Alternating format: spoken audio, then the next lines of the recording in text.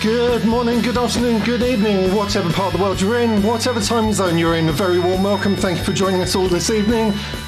On the live stream, all my panel have their own YouTube channels. As always, links are in the description below, so please check out their channels when you get a moment. We're trying out a slightly new format tonight, so what could possibly go wrong? We're doing an interactive quiz night. We want to get as much interaction going in the live chat as we possibly can. Before we get started, you just got a couple of minutes to grab yourself a drink, sit back and relax before we test your knowledge on radio history, starting in about 1.5 minutes.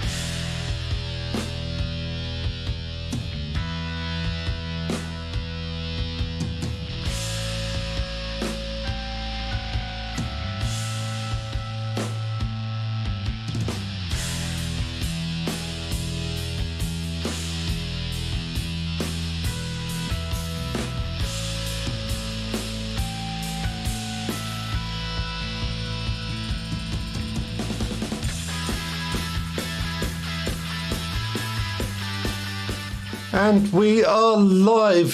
Good evening, everyone. Local time here in the UK, just coming up to 8 o'clock, and it is our quiz night. Like I say, this is a new format, something we've not done before, and we got our usual panel with us today. So before we get started, let's go around the team and introduce everyone on the screen as you see it at home. So top left we have Dave, in the middle on the top you have myself, we have Chris M0RSF top right, and then Fraser and other Chris, digital analog ham. So starting off with you, Dave, then I guess. Tell us a little bit about your channel. I think most people know who we are anyway. You know, we tend to cross promote a lot, but just give everyone a quick rundown. Yeah, no problem, James. Thanks very much for having me again. Yeah, you're right. The name's Dave. Call sign is EI5IMB, Echo India 5, India Mike Bravo. Excuse me. My channel is Irish Ham Radio. On YouTube and all the usual TikToks and different social media. My content is usually portable content, the likes of SOTA. I also like to work mobile, and more recently I've actually started doing a lot of worldwide flora and fauna, so also portable / mobile as well in that way. And that's pretty much what my content mainly centers around, along with a little bit of kind of technical stuff and antenna stuff. But yeah, that's me. And we've had a couple of good collaborations, haven't we, where we had quite some big pile-ups. We did the Worldwide Flora Fauna recently. That worked really well. Yeah, so that was good. Very happy with that. And that was a good one. Chris and Fraser in that as well. Bring us on to Chris, M0RSF. We got two Chris's in the live stream tonight, so this could get confusing. Good evening, James. Good evening, everybody. Thanks for having me on again. My YouTube channel is QRP, low power operating and portable operation, and a sprinkling of other bits and bobs as well to do with the ISO FT817. Yeah, and well, like I said, I think most of us do mainly focus on QRP. Other Chris is perhaps a little bit different. He focuses more on VHF, UHF, although he has done some good work on 10 meters as well. We'll come to Chris in a second. Let's go Fraser first. So yeah. Fraser, evening. And everyone, yeah, Fraser MM0EFI. My channel is the Radio Rover, and yeah, I do a lot of SOTA stuff up in Scotland. But in reality, I'm a bit of a tart for hire. I'll make a video on anything you want me to. There you go. I was about to say you're cheap, but that's probably the wrong way to put it. I'm free. And Chris, digital analog ham. Evening. Nice to have you with us tonight. Yeah, hi James. Thanks for asking me to come on. I enjoy coming on, and I've looked forward to it. Me and you were preparing about 2 o'clock this afternoon, weren't we? Yeah, we had a chat on the phone earlier, didn't we? And I actually know the answer to one of your questions, so I'm going to have to bow out on that one when we get to it. No one knows. It's kind of cheating. But first of all, do I sound okay? The audio okay? Yeah, you sound all right with me. Yeah, good. Yeah, good. Yeah. Yeah, thank you. Sounding fine. I mean, this is. I bought this off Mike Lewis. Does anyone know Mike Lewis? M0XMX. Yes. Yeah. No, Mike. So, what is it? It's a condenser mic. It's a blue Yeti. That's right, Blue Yeti. So. Okay, I've heard good things about them. Well, for a low price, 50 or less than 100, you can't really get much better. So it's just setting it up. Anyway, so like I said, thank you for having me on the channel tonight. Well, thank you for joining us. My channel Go is on. Digital Analog Ham.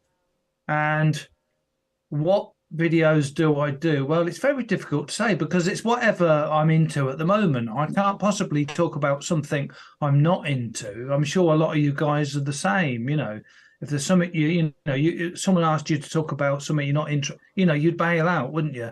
So at the moment, always enjoy talking about handhelds, and I'm in a flat. So HF is a challenge, but not impossible. I've just bought a Yaesu FT-DX10, got a 7300, 7100, 991A, 705. So I definitely do HF, and I'm looking forward to doing 6 meters, and I do a bit of digital as well. So and also mobile. And anyway, yeah, I must admit, 6 meters is one band I've never really done an awful lot with. I really should make the effort to do something. It's coming in soon. The conditions are coming in soon.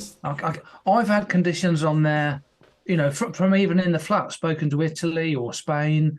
But is it about April time? Put it in the comments, Jimbo. When did we work the Magic Band 6 meters? Yeah, it's usually through about the summer, isn't it? I think. Early summer. Let's say. Yeah, May through till September, I would say. Yeah. Very interesting though, because the characteristics of 6 meters are totally different, aren't they? There's been a fair bit of aurora on 6 meters recently as well, with all the activity from the sun. And okay, well, Andy Cowley's saying 6 meters has been open for 3 weeks, so that's reassuring.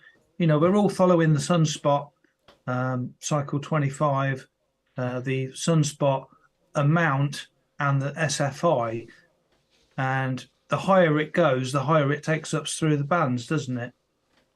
Well, I've got an antenna up for 6 meters. I've got a cobweb up there, so I really ought to just have a scan up and down the band, see what I can find.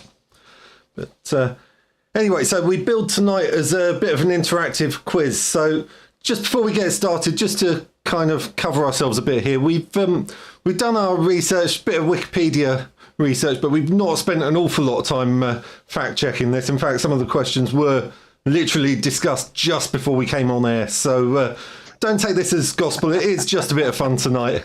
And I know everyone in this day and age has Google at their fingertips, but like I say, no prizes, no rewards. We're just doing this for a little bit of fun. So don't go Googling it. But if you are going to, don't Google it and put it in the comments. It kind of spoils the fun for everybody, So let's just have a little bit of fun with this. So we've basically broken this down into 2 rounds, and I'm looking down at my paper here at my notes. So the first round I've affectionately nicknamed Most of Us Are Liars. So this one is for you guys at home to play in the live chat.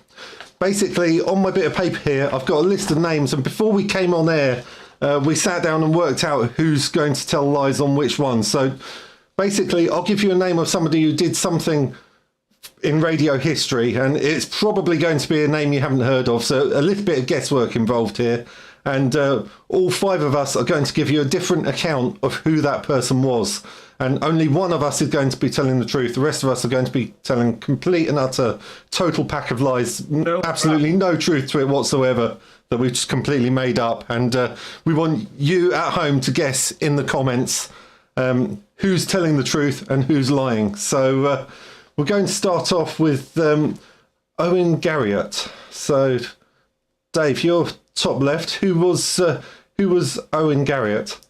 Owen Garriott, yeah, sorry, I was drifting off there a wee bit, and Owen Garriott. Well, he was the founder of the ARRL in Connecticut I think it was April the 6th, 1916, in the United States. And as far as I'm aware, the ARRL is still actually based in Connecticut to this day. Okay. I'm going to say that he was a radio engineer. He worked for NASA, and he was heavily involved in designing the radios and communication systems for the 1969 moon landings. Chris? RSF? Yeah, sorry, RSF. Yeah, I said this would get confusing with two Chris's. I know it's awkward. Owen Garriott, Whiskey 5 Lima Foxtrot Lima. On the 28th of November 1983, he was the first radio amateur to operate in space. On Space Shuttle mission Sierra Tango Sierra 9, he used a 2-meter radio to make around 300 contacts, including his own mother and King Hussein of Jordan. Okay, sounds plausible. Not seeing anything in the comments so far. What do we reckon on the answers so far in the comments? Are any of us telling the truth, or are all three of us liars? Fraser, what do you reckon? Don't see anything in the comments yet. Well, you're all at it, because Owen Garriott, in 1937, he was working in a dairy, and he saw the paddles in the machine that made butter, and as a result of that, he had a bit of a light bulb moment, and he invented the iambic Morse key. Okay, so he invented the Morse key. And we got a couple of comments here. Edmund, Spicer and Jimbo both reckon that Chris is telling the truth. Two lads at the lottery say that Morse is true, so that would be your answer, Fraser. What about you, Chris? Paddles, Fraser. Otter paddles. Otter paddles. That's where that was the inspiration for the paddles on the Morse key. Don't believe you. Well, you wouldn't. I don't know. It's plausible. Chris, what do you reckon? Right, so I'm just bringing it up on the screen. Owen Garriott, his call sign, it's all in the call sign, W6, Whiskey 6, Lima Foxtrot Lima. He was the inventor of the 450 ohm low frequency ladder line. It was later manufactured by his son, who was an entrepreneur. Okay, so there you go. You have 5 answers. We're looking in the comments. Jimbo says, I don't believe anything Christoph says anyway. That's a bit harsh.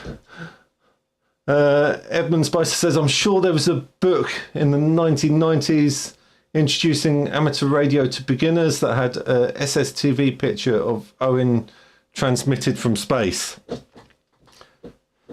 That could actually be something that comes up later, maybe. Who knows? Yeah, of course, Chris M0RSF was telling the truth on that. He was, in fact, the first radio amateur to operate in space. He was on the space shuttle missions on STS-9, and he used 2 meters from just on a handheld, I believe, from the space shuttle. So those of you that guessed that Chris was telling the truth, absolutely right. Okay, let's go for the second name, Captain J.M. Furnival. Who was Captain J.M. Furnival, do we reckon? So same again, I guess. Let's go around the table, starting with Dave. And as we go around in the live chat, just post your comments if you think one of us is telling the truth, or call our bluff if you want to as well. Dave? Yeah, no problem at all. I'll just start off as well first, James. Do you mind if I continue to just eat my chicken goujons while we do this? Carry on. Because, carry on. It's kind of like I walked into your house and I just brought my own food and I'm eating it. Like, you're all right. Is that all right, is it? Good, yeah. Brutally, honestly, I literally just scoffed a pizza before we came on there, so I'm just hoping I don't get indigestion halfway through the show. But I could only manage we'll see how we go. down about 3 of them, and there's still 3 left. Yeah, you carry on. It's, we're relaxed here. We're chilled. Okay, well, hold on a minute. What about captain? Okay. Well, this guy, he was the first airman to actually use radar in air, in other words, from an aircraft, in what was called the Airborne Interceptor Aircraft, or what was shortened to AI. And there was actually a fleet of these AIs created thereafter. So this was in 1940, and by 1941, it was actually already widely used on military aircraft, even though that was only 1 year later. So that's what he's famous for. Okay, so first man to use radar from an aircraft then. What do we reckon in the live chat? In-air radar, yeah. Or, you know what I mean, in the area, airborne. Airborne, that's okay, the word, isn't it? Well, my answer is I'm going to say he was the captain for the Royal Air Force. He flew in the very early days, around about 1915. In April 1915, he was the first person to receive a radio transmission from the ground to an aircraft. So it was a one-way conversation. He only received the transmission, but he couldn't actually transmit. So he was the first person to receive a radio transmission in an aircraft in flight. Chris? M0RSF, Chris? Yeah, we'll just keep working around the screen. Perfect. Captain J.M. Furnival. April 1915, he was the first person to operate radio from a plane, causing interference to local hospital equipment. From that day onwards, radio amateurs were banned from operating aeronautical mobile. Plausible. Fraser? Well, if I didn't know Chris was lying, I would say that's actually quite a good one. Because in 1921, Captain J.M. Furnival was the first person to actually hear his own voice transmission. He was transmitting from a Zeppelin-type airship, and his transmission circumvented the globe, and he actually heard his voice in his own headphones, and that was the first time that ever happened. Okay, and other Chris? Yeah, well, keep the comments going. You know, it's all about. Yeah. Well, that's it. We want you guys at home to guess on this. So yes, have a guess. Matt's Put it in the taking the guess at me. Right. Yeah. Anyway, so Barry says true. Did G6 JMA? So, sorry, was that Fraser was true? I think Barry was saying. Edmund says absolutely no idea. Never heard of him.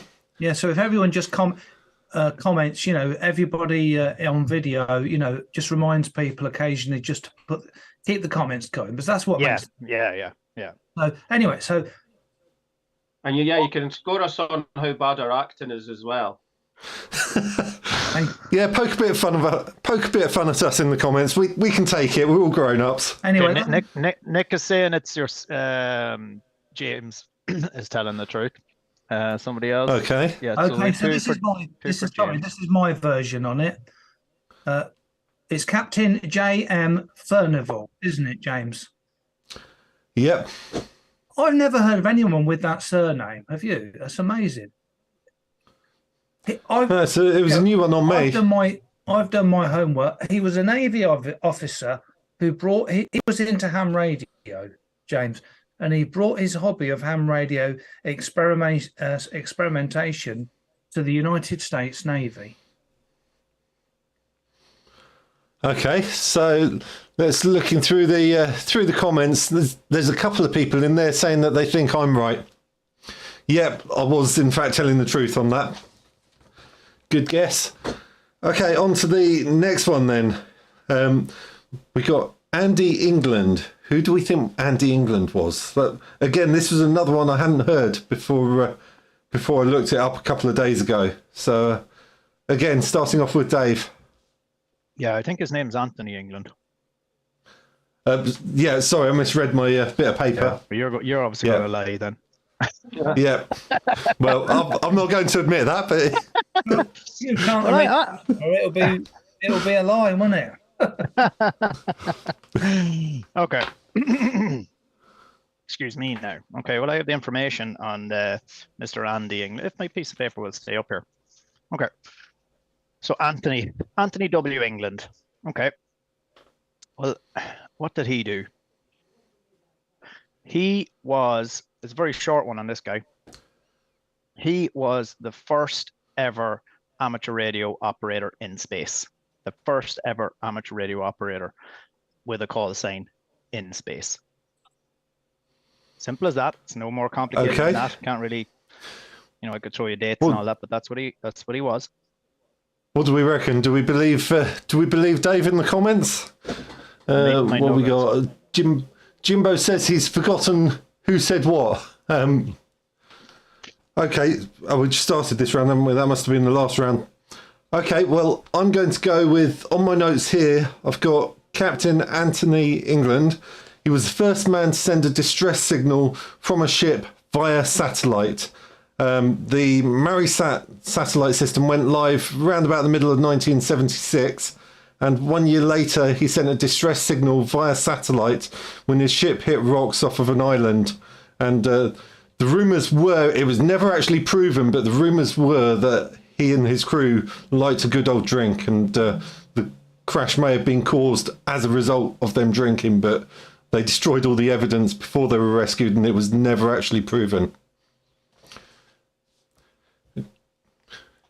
Chris, RSF. Been quite tricky so far. Some of these are really spot on, you know, so let's throw something a little bit more wide of the mark, shall we? Anthony England. Whilst boarding outer space, he made a cable from some waste wire to connect his Nokia 3210 to his Yaesu HF transceiver, and used MMSSTV to send a screenshot of his mobile phone to his wife, displaying his latest high score on the game Snake.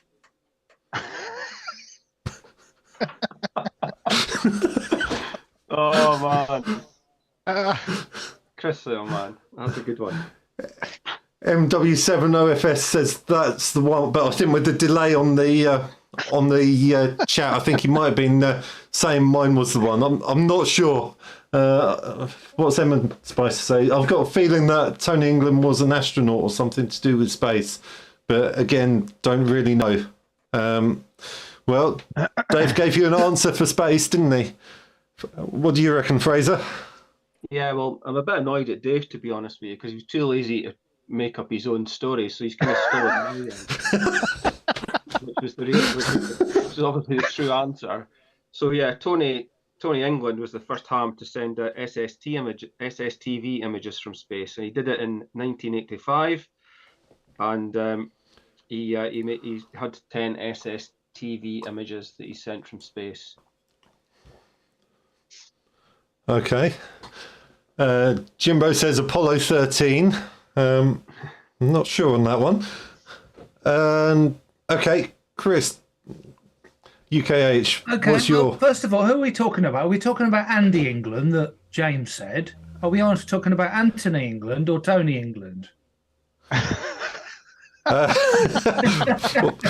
Throwing the cat amongst the pigeons there to try and throw people off the scent, I think. That's right, but that's a good misdirection because I've got something to wind you up with this one.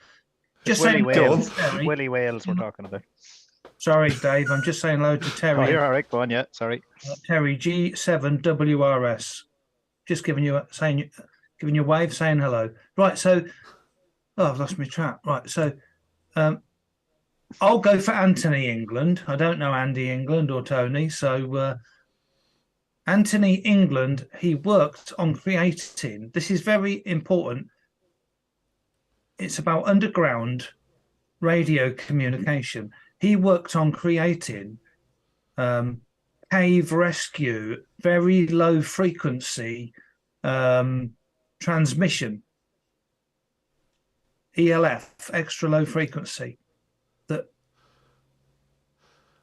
Okay. I'm just looking at the comments here. Nick says, good question, Chris. It's good to, as you say, it's good to try and throw people off the scent a little bit here and there, and a bit of misdirection never does any harm. No, has anyone? It might be a bluff. It might be correct information.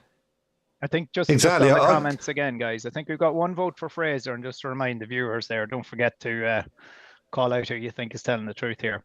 That's the most important thing. This is entertainment, a bit of fun. You know, shout it out what you think in the comments. Is the right stuff is correct, apparently, according to Jimbo. I got no votes on this one. I don't know. Are we counting votes? Did anyone think that I got it right? No, I don't think there was. Because, of course, I gave you the wrong name at the beginning, but that could have been a misdirection, couldn't it? Yeah. Who knows? I do, because you sent me the email. Carry on. Or just your normal incompetence, James. Yeah. Hey, at least I remembered. At least I remembered to turn the mic on when we started this time. Andy says Chris M0 got it right. No, it was actually Fraser was telling the truth on that one. Yeah. So he was the I got first. Jimbo on that. I wound Jimbo up. Thank you. So yeah, Somebody did say Fraser. Just to acknowledge. One person someone got it. did get it in there. Andy, I think, wasn't it? Yeah. So yeah, he was the first person to send SSTV. He was actually the second radio amateur in space, with Owen Garriott, who we mentioned a minute ago, being the first radio amateur in space. But and Anthony was the first person to send an SSTV image from space, and he completed 130 contacts and sent 10 SSTV images. So that was another first. Let's go for George Kemp then. What about George Kemp? Dave? Never heard of him. Never heard of. Well, I'll tell you all about him now in a minute. Thank you. Well, I'll tell you a one-liner again. I'm not big into going into a lot of detail on these guys. They're famous for something, and I'll tell you what it is. So George Kemp is famous for transmitting the first ever broadcast transmission across the Atlantic, and that was on March the 14th in 1925. Now, not to be confused with the first transmission across the Atlantic by Marconi. This is actually the first broadcast transmission, and that's why it wasn't until 1925. Okay, well, I'm going to jump on the back of Dave's comment there. I'm going to say he was the third. He was involved with Marconi. He was Marconi's assistant, and he was involved in the first transmission across the Atlantic. He was actually on the receiving end in Newfoundland in Canada. So that's my story. Copycat. Yeah, exactly. Well, you got to get a couple of answers that are close to try and throw people off the scent, haven't we? What we got in the comment, Jimbo says I've been spaced out and sent SSTV images. Oh, that's a terrible pun. Who sent the first gin across the Atlantic? Not quite sure. Chris, RSF, who do you reckon George Kemp was? Okay. George Kemp was the first person to operate CW and make a contact over the North Pole. Excuse me. Mm-hmm. Okay. So, first person to send a wireless broadcast is Dave's answer. My answer is he was Marconi's assistant and first communication across the Atlantic. And then you got Chris's answer. Let's move on. Fraser? Yeah, George Kemp. His call sign is M1RSF. He's actually Chris's uncle. And on his lunch hour on the 2nd of July 1988, he discovered that a Greg's the Baker's steak bake is resonant on the 70 centimetre band.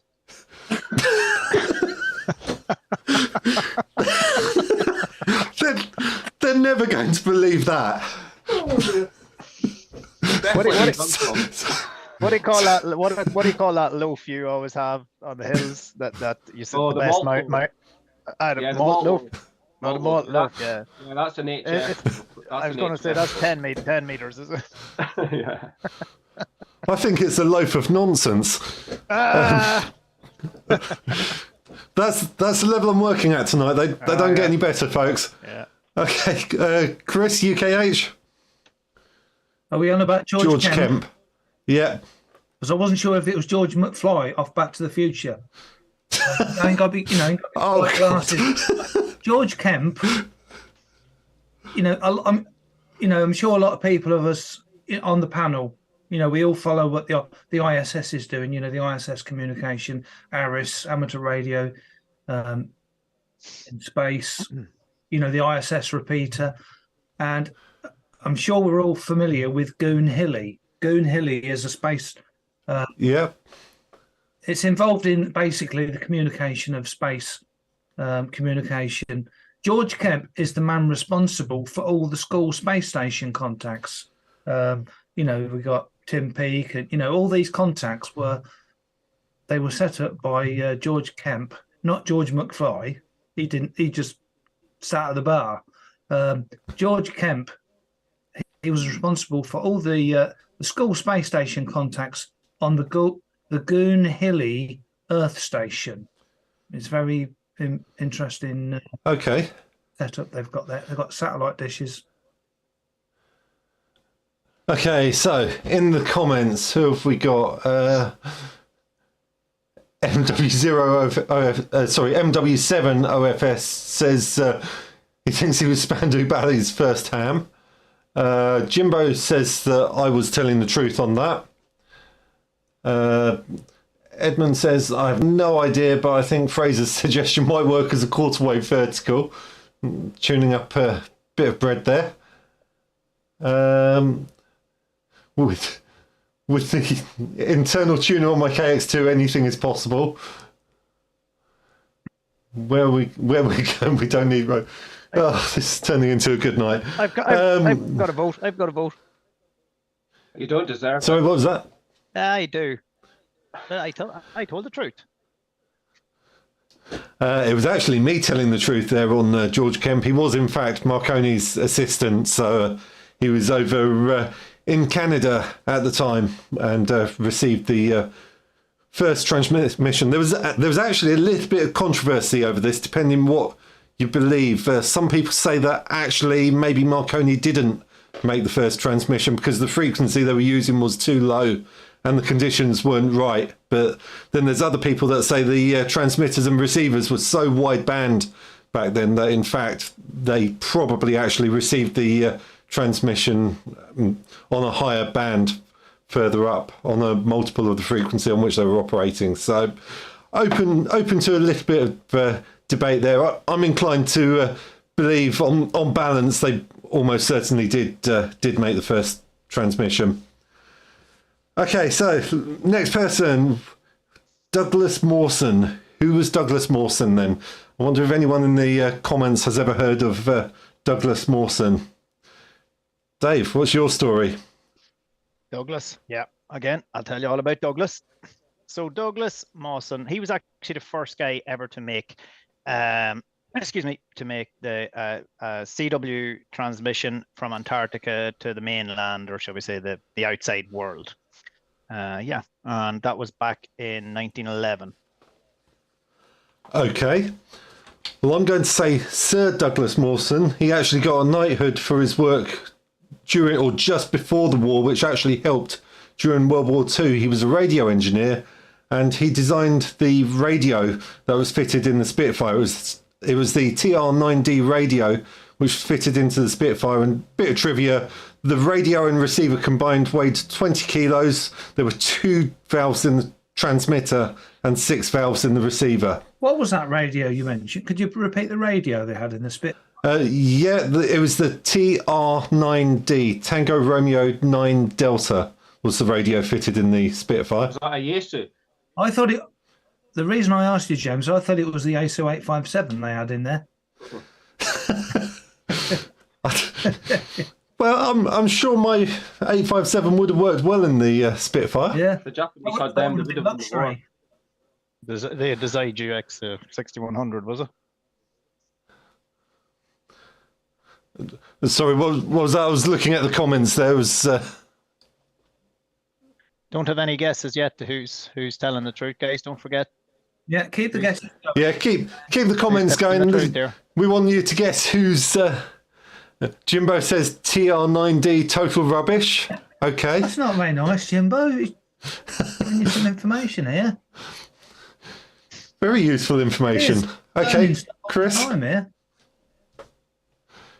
Chris, RSF. Okay, Sir Douglas Mawson. On his 1911 to 1913 expedition, whilst bored in Antarctica, he used an old metal spoon to make a CW key. While tapping out dots and dashes, he heard a knock at the door. It was a man with a food parcel. This is how Just Eat was born.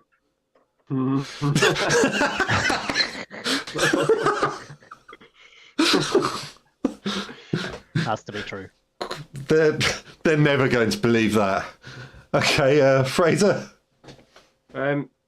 Yeah, Sir Douglas Mawson. In 19 Oatcake, he discovered that high-power RF could be harmful Oat cake. when he performed a series of experiments on his naked manservant, Fernando, who unfortunately didn't survive. I think the people at home are watching this are guessing where this is going. It's probably only going to get more outrageous as the night goes on. His secret is never mind. Anyone put any guesses yet? Someone says Chris. That's the Justine guess. Jimbo, yeah, I've already said. Jimbo says total rubbish. We'll find out in a minute. And okay, so Chris, UKH, then what's your story? Okay, who are we on? Just remind me, Sir Douglas Moore. Douglas Mawson. Yeah. Well, Sir Douglas Mawson. By the way, just sidetracking, James, have you seen The X Factor? It's a YouTube video series, quite high quality in the UK. It's called The X Factor. Or anyone else on the panel? Anyone seen it? Can't. Well, if we're talking about the TV show, I've seen clips of it, but I've never sat down and watched it, to be honest. TX Factor. Oh, I've said the wrong. TX Factor. It's about radio. They turn up at Newark. Anyway, they visited on the TX. It's quite an interesting story. On TX Factor, they visited Radio Caroline, the pirate radio ship. And Sir Douglas Mawson, he was the multi-millionaire behind the Radio Caroline pirate radio station. If you watch TX Factor, episode 7, you'll see them talking about it. Okay, that's plausible.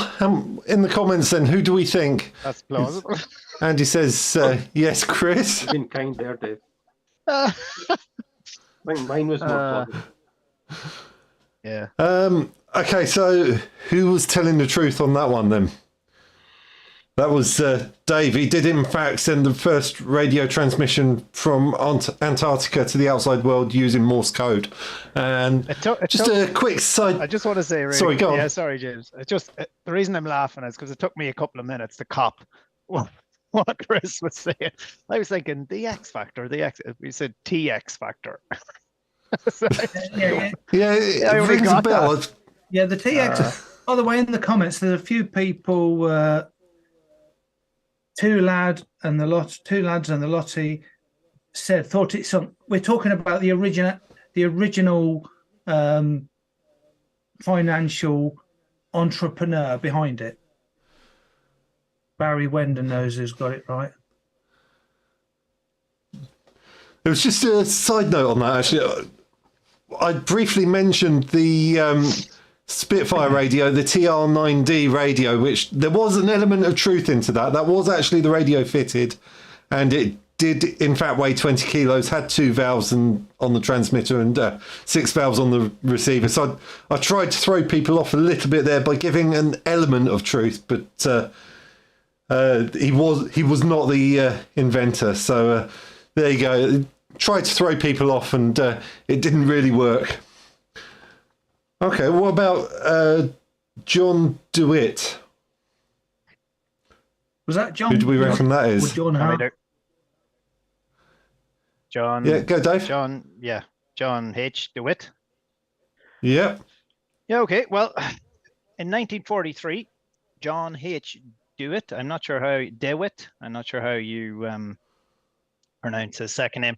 Well, he made the first ever successful radio transmission using hot air over a distance of about 2 meters, just a very short transmission. And the outcome of that experiment became known as the flatulent carrier. And it's mostly used for secret, silent but violent transmission messages. What are you laughing at? It's true. Sam in the comments said that Wit invented the what, apparently. Is it die what or da what? Reference to CW there. Well, I'm going to say that John H. DeWitt was actually a monkey. He took his surname from his trainer, and it was when when NASA were experimenting with sending monkeys into space, and they didn't know how the astronauts' bodies would react in space, so they sent monkeys up first, and they trained this monkey to perform certain actions in space. So when a light came up on in the capsule, he'd press a button and he'd be rewarded. So they wanted to see how this monkey would perform in zero gravity, basically. So they sent this monkey up. The monkey's name was just John, but he took the trainer's surname, and he actually performed flawlessly in space. But the link to radio there is they had the speaker in the space capsule, so the trainer could actually talk to him. So it was the first living creature from this planet to receive a human voice via radio in space. So that's my story. Aaron says that's right, Jane. I think with the delay, that might have been from an earlier comment. Can you tell me, James, how do we know that he got the transmission? Because he responded to it when he pressed the buttons in the capsule. Okay. He wasn't just banging buttons like a monkey. Well, no, obviously they did a lot of training on the ground first before they sent him into space. Okay. So that makes sense. Sorry, stupid Dave. Sorry. Chris? The American radiometer and astronomer, John H. DeWitt, arrived at work to find some new 70-centimeter FM equipment had been delivered. With no idea how to use it, he decided to try and set it up without reading the manual first. The result being him bouncing a signal off the moon and calling through my local 70-centimeter repeater GB3WF.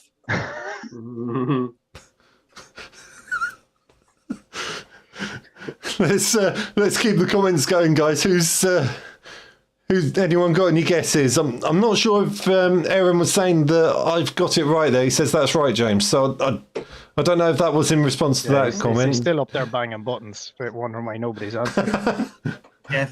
Jimbo says, ask anyone from Middlesbrough about the monkey. Put it in the comments. Sorry. Sam says Chris 100%, and Nick H says yes, he died. Well, the monkey, still up there, couldn't get it back to Earth. Somebody's yeah. Well, somebody's lying here, aren't they? Okay, Fraser.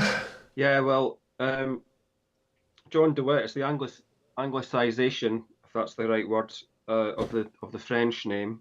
And when the Eiffel Tower was built, it was only supposed to be temporary for the exhibition, and it was due to be demolished. But he saved it by demonstrating that it could be used as a high-power radio transmitter for the first VLF transmissions to and from submarines during the First World War. Okay, I think that might be the most plausible answer so far. I'm not sure. Dave says he's with his own answer. Sam, the monkey is still hearing Long Path. Okay, Chris, UKH, what do you reckon? John DeWitt is an American. He's an American ham radio operator. And he's also into radio astronomy, and he carried out the first moon bounce experiment. Okay. What do you reckon then? Looking in the comments, Dave's putting pictures of monkeys in the comments. I like that. They're all still talking about my monkey. Yeah, he's still hitting buttons up there. Better than my misdirection. Dave says I'm talking. I'm not sure if I can say that on air. Chris, DAH is right. I think he means UKH is right. Who's telling the truth? Gents, who do we think? Yeah. Yeah, Chris was on it there. He was a bit of misdirection at the beginning there, I think, because you called him half-wit, didn't you? Which I think you were trying to throw people with that one. Well, I was. Yes, thank you. Don't point out my methods, you know. There's... You'll have to start. Hey, we got to call each other out. Yeah. Okay, we've just got a couple more of these, and we're going to go on to another round and do something different. So next up, we've got Linda Godwin. Who do we think was Linda Godwin? First female name we've had mentioned tonight. Yeah. Okay. Let's start with Dave. Yeah. Okay. I'll tell you something about Linda. Her call sign is N5 or AX, November 5, Romeo Alpha X-ray. And it's actually pretty cool for who we have on this chat, particularly, or this live stream, because she was actually the first female amateur radio content creator on YouTube. Her channel was called, or is called, sorry, Radio Gaga Doo Doo. I am subscribed to that one, by the way. Yeah, I actually haven't. Yeah, she makes some really good content, actually. Gaga Doo Doo. Nick H says very convincing. Jimbo says she's one of my exes. Well, I'm not subscribed to it because that's a lot of crap. It's just cool. I spoke to her. You're harsh. You're harsh. James, can I just say I spoke to her on the Channel 19 on the CB years ago. Did you? Yeah. It was down this way. Yeah, my handle was Maverick. Okay, so, well, I'm going to say she was one of the first, if not the first, female radio hams that we know of. She got into an argument with her husband. Her husband was a radio ham, and she wanted to get involved. And back in those days, they were very, let's say that equality wasn't quite what it is now back in those days. This was in 1921. And her husband was very dismissive and said, women can't be involved in ham radio. You'll never be involved. This is a man's sport. And she got very upset about that. And she actually got in contact with one of her husband's friends who was also a radio ham. And secretly, whilst her husband was at work, he taught her everything she needed to know to get her license. So the next time they had that argument, her husband said, nah, women can't do ham radio. You don't even have a license. You can't transmit. Actually, yes, I do. And one thing led to another. She actually ended up having an affair and leaving her husband for the other guy. So she was one of the first, if not the first, female radio hams that we could actually find. Sounds like she was actually quite a feisty character. 73. I'm out of here. Yeah, exactly. Yeah, exactly. It's me on the radio. 73. I'm just reading one of the comments here. Sam says she cleaned the radios. That's a bit harsh. Chris, RSF. Okay, Linda Godwin, the first female radio amateur in space. A narrow miss with an asteroid the size of Earth was more luck than judgment, as Linda, who should have been in charge of navigation, watched Coronation Street.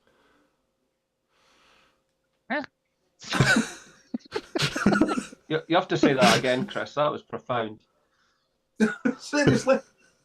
Right. Yeah, Linda Godwin, the first female radio amateur in space, right, resulted in a narrow miss with an asteroid the size of Earth. It was more luck than judgment, as Linda, who should have been in charge of navigation, watched Coronation Street. Oh, yeah, I get it now. Makes sense. Plausible. I guess a UHF TV signal would go up into space. Maybe. So what we got in the comments, Dave is definitely not telling the truth, says Nick. Jimbo says, must have been Sicilian. Aaron says, I wish my wife would do that. Jimbo says she invented the first battery-operated device for operation in space. Yeah, I know what he's Aaron's guessing Chris. Jimbo. And Nick is saying definitely Chris. What do we reckon, Fraser? Well, I'll try and be polite. Can you give us a more sensible answer? They're not even. Some of these theories aren't even plausible. These guys haven't even tried. I think they've been on the beer all day. Excuse me. No, we're on the beer now. Well, some of us have got to work tomorrow. Linda Godwin. Oh, boo-hoo. Did I get her name right? Is it Godwin? Yeah, Linda Godwin, yeah. Godwin, yeah. So in 1991, she was the first female radio amateur in space. That's all you've got. Okay. That's all you've got for us. Is that it? Oh, I'm trying to do a Dave and Sure. convinces people. Oh, yeah. It's short, sweet, and to the point, isn't Three it? words and look serious. Look threatening. Just goes to show that just because we're looking down at our bits of paper and at our notes here, that's not much of a guide. And to be fair, when I'm looking down at my notes here, I'm actually thinking a question or so ahead. So I'm thinking where I'm going to go with the next question. So just because I'm looking down at my bit of paper here, that doesn't necessarily give you any hints. James, you must operate at a higher level than I do because I'm usually 2 steps behind, to be honest. Yeah, it depends what sort of a day I'm having. Us lot are very trying, says Jimbo. Barry says Chris is right. Okay, what about the other Chris? We've got one more answer left to go. Okay, well, Linda, we were talking about that monkey in space. Linda was the name of the monkey that went. That was a joke. I'm not. That's not. It's got another monkey. Right. We've all seen on social media, ham radio, Facebook, and a photo of a teenager. The girl holding the soldering iron the wrong way. Linda Godwin was a teenage girl. I thought she was a monkey. No, I've said I was joking. No, she's evolved now in the last minute there. Well, they both went up. They both went up, but Linda Godwin. She was a female monkey with a soldering iron the wrong way round, is what I heard. Yeah, well, he would switch it on as well. Anyway, Linda Godwin was a highly mocked for a period. She was a student. She was learning ham radio. She was highly mocked for appearing in an advert to promote ham radio. She was seen holding the soldering iron the wrong way round. You must have seen this photo. Put it in the comments. I've seen it times. It's become a what's it, a meme? I mean, A meme. Yeah. Put it in the comments. Just say yes. Have you seen it? I've seen a picture. I've seen a picture of Dave do that. She's holding the soldering iron. She's not very, look, we're going to be polite. She's not. See us Irish boys, we hold it by the hot part. That's what happens. You don't need a handle. She's not brilliant at soldering. She got it the wrong way round. Jimbo reckons that the soldering iron was battery operated. No. And by the way, has anyone seen a green screen? A green screen, you can take away the wire. Don't be fooled by if you see no wire. Okay, guesses in the comments then. Who's right? Fraser says pick me. What? Terry says she must have been the 2E0. Oh, we're going to get demonetised on this one, I'll tell you. What? Andy says that Fraser was true. You're saying we, like we're all gonna get. It's your channel. Well, yeah, yeah. Lottie, 2 lads at the Lottie says that I was the one telling the truth. Nick says she wouldn't hold it for long, which I can't argue with that logic. I guess you'd be pretty quick to let go, wouldn't you? Okay. In actual fact. Sorry. In actual fact, Fraser was telling the truth on that one. So she was the first female radio amateur in space on the space shuttle STS-37 mission. So she was an astronaut. Okay, last one, just for fun. I decided to choose a landmark on this one. So how was the Eiffel Tower relevant to radio? And keep the guesses going in the live chats, and let us know how you think the Eiffel Tower was relevant to radio here. What's the connection between Eiffel Tower and radio? Dave? Okay. I'll tell you all about the Eiffel Tower in about one line. Don't mock me, Fraser. It's just the way I do it. Okay. So basically, yes, the Eiffel Tower, it was actually saved by amateur radio. It was actually supposed to be demolished 20 years after it was put up, but the military realized its importance for receiving and transmitting radio signals, and henceforth it was saved by amateur radio, whatever you want to call it. Okay. Full stop. What do we reckon in the comments? Brett's in quick there. He says that Dave's telling the truth. I'm going to say that it caused a bomb scare in Paris after the French military nearly blew it up. So the long story to this is, as we all know, the British developed ground radar quite a lot to get early warning for the German bombers as they were flying in. But it was only just after the war, a couple of years after the war, the French experimented with putting it. I saw a black and white film about this recently. Okay. Well, the French experimented with downscaling those ground radar stations and fitting it on aircraft. ITVs and the radar. Sorry, James.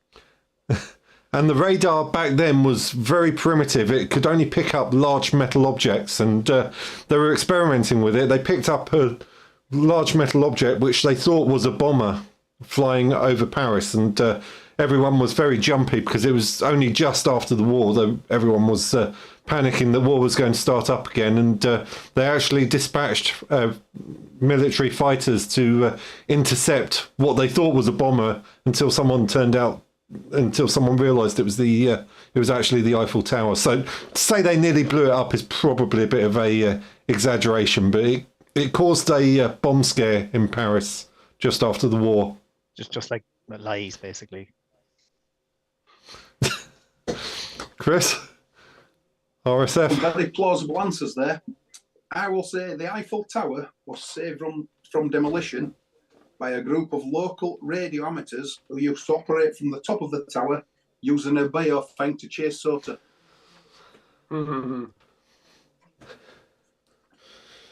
Okay. Should be a summit, really. Good shout. It'd be interesting to try running radio from the top there. Seriously now, just Yeah. can you actually, is it on any list or award scheme for activating? I don't know. I actually don't know. There are some. It'd be interesting to. You know, like you have some- lighthouses and stuff like that. You know, you have lighthouses and whatever else. And Well, you know, there are some Can you- man-made SOTA summits out there. There's a big slag heap in Cornwall that's now a SOTA summit because it's higher than the surrounding hill. And I think there's places in quarry spoils in Belgium. So if you can make your own SOTA hill out of a pile of earth, why could you not make one out of iron? yeah, you would just think like, Well- I don't know, like towers on the air or something. I don't know what. Yeah. I'm sure there's got to be plenty of people who have operated from Buildings it, on because the you air. can. I believe you can actually go up it. Yeah. From memory, I think they've got a lift up there, so they've got an observation platform up there, Towers haven't on they? the air So scheme would be quite brief, wouldn't it? Once you've done Blackpool and Paris, that's you. Well, we might make it a worldwide award scheme, Fraser. Like, you know, you wouldn't like to sit. Leaning Tower of Pisa is another one. Like to sit on top of the That could be a Dublin tower. Spire. Okay, Fraser, what's your answer? John DeWitt, he saved the Eiffel Tower from demolition because he hooked it up as a VLF transmitter, and it was the first ever transmit and receive from a submarine in 1915. So Fraser, just to get this right, Okay. you couldn't be bothered making up two things, so you used one for the two answers. Well, there's two reasons. Or it could have been a diversion tactic. Two reasons for that. It's kind of like a double bluff and it'll confuse everyone. Yeah. And the other reason is, as you guys know, I only realised at 7:20 tonight that the Zoom call was tonight and not tomorrow.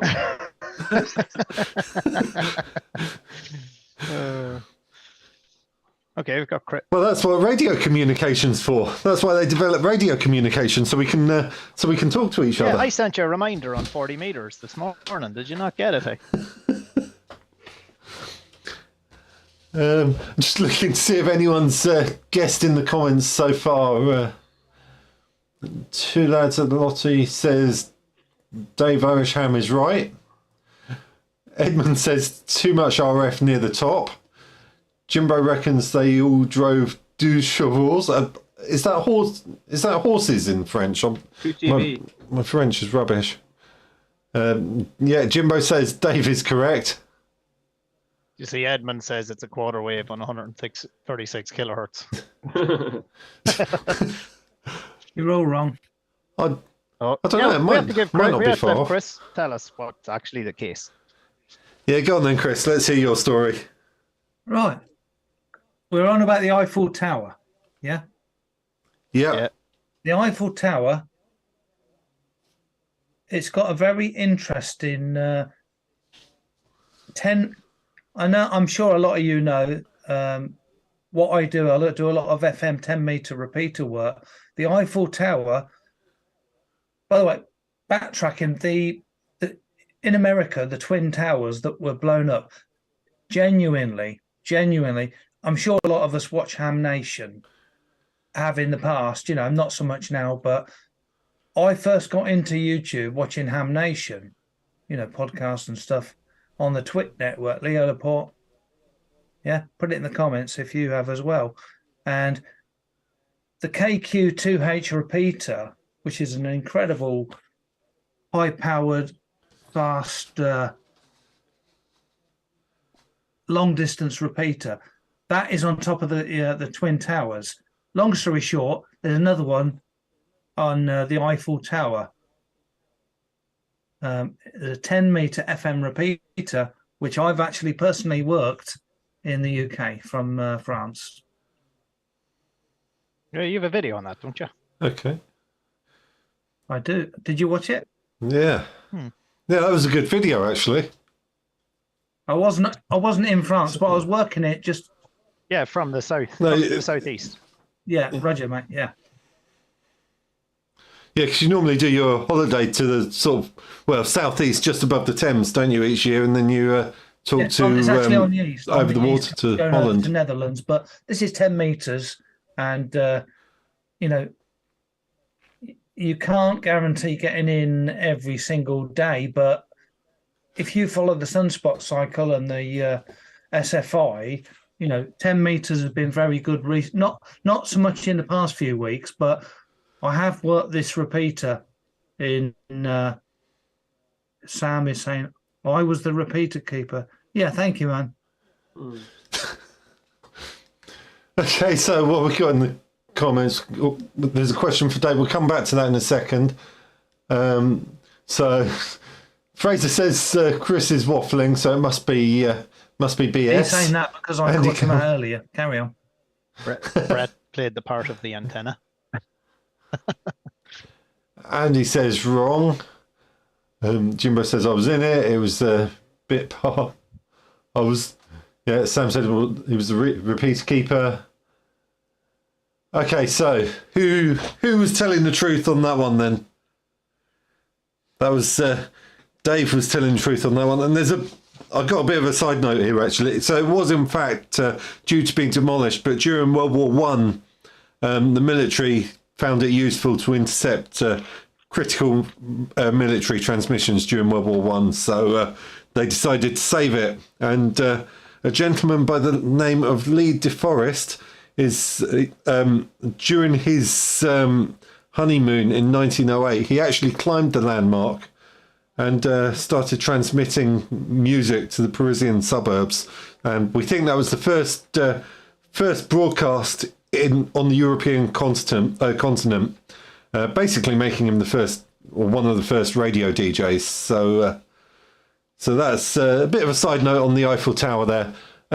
Let's just go back to, there was a question here from Sam asking about, Dave, I don't know if you can answer these different classes in Ireland. I'm typing it there.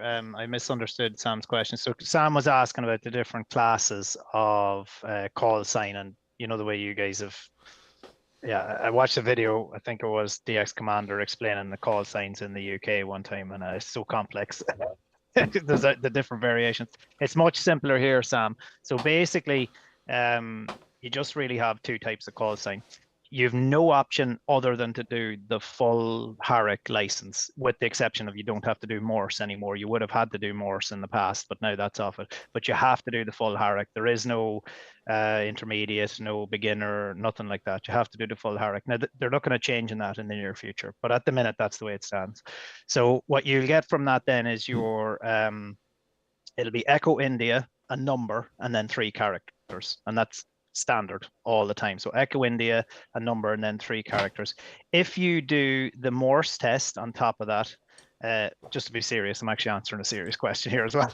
Okay, so if you do the Morse test on top of that as well, you then get a call sign with Echo India, a number, and 2 characters. So say Echo India 5, I'm Echo India 5, India Mike Bravo. I haven't done the Morse test. If I did the Morse test, I'd be Echo India, a number, and another 2 characters. And generally, from the people that I've spoke to, it's not like the UK where you can get vanity call signs, or you might be able to request something particular. You just have to take what you're given. There may be some exceptions to that. I do know people who have been able to get call signs of maybe deceased members of their family, maybe if their grandfather or their father or some member of their family passed away.